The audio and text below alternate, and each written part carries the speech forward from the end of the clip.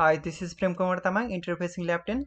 In this video, I will demonstrate how you can display the text in the LCD. So for that, I have a program here. Initially, we will display the PIC 18F458 in the LCD in the first line. After that, we will display the counter from 0 to 50 in a difference of the 500 millisecond. When the counter reaches 50, we will start 1 second from the 0. So for that, we have program here.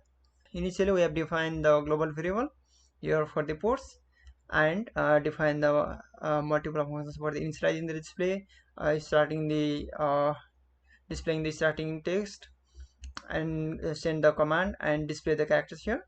In the main function, we have initially called the initialize LCD function, which will initialize the LCD 8-bit mode operation and clear the screen if there is any text previously.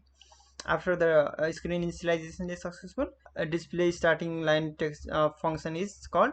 Upon that, we will display this PIC 18F458 text in the screen. Once that is successful, we have a block of code here to display the counter from 0 to 50, and when the onboard button is being pressed, the counter will stop, and when button is released, the counter will start from wherever it was previously stopped. To demonstrate, so this is my lab setup. Text will be displayed in the first line, and the second line, and the counter will be displayed. For that, I will just build and run my program.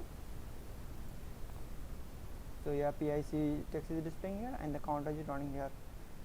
So after the counter reaches 50, it will start from 1 second from 0.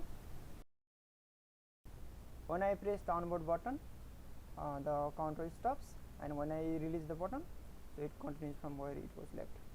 So as you can see, as the counter reaches 50, it starts from 0.